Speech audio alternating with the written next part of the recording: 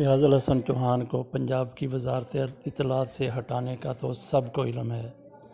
انہوں نے بھارت کے حوالے سے کچھ ایسی باتیں کی جن کو قوم پرستی کی انتہا قرار دیتے ہوئے ایک نفرت انگیز بیانیہ سمجھا گیا۔ اس حوالے سے ان کو وزارت چھوڑنا پڑی، تو اب ان کو دوبارہ وزیر بنایا گیا ہے۔ تو یہ بڑے دلچسپ حقائق ہیں جس کی بنیاد پر ان کو دوبارہ وزیر لگایا گیا ہے۔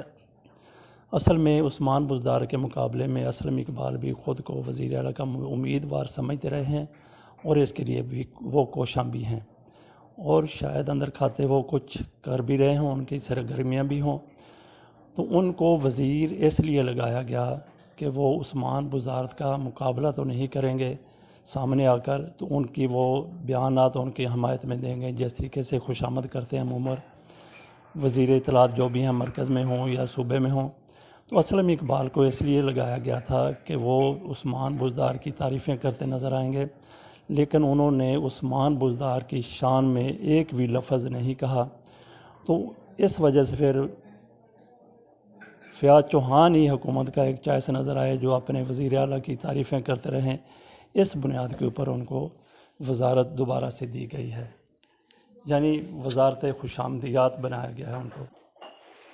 اسلم اقبال شاید پہلے وزیر ہیں، وفاقی وزیر یا صوبائی وزیر اطلاعات، جنہوں نے وزیر اعلیٰ کی قطعاً خوشامد نہیں کی۔ بہرحال وہ مرکزی حکومت کا یہاں پہ ضرور ایک چہرہ بنے رہے، حالانکہ ضرورت ان کی تھی کہ وہ پنجاب حکومت کی بات کرتے، پنجاب حکومت کی بھی وہ بات کرتے رہے، لیکن خوشامد انہوں نے نہیں کی، نہ پنجاب حکومت کی ہے اور نہ عثمان بزدار کی ہے۔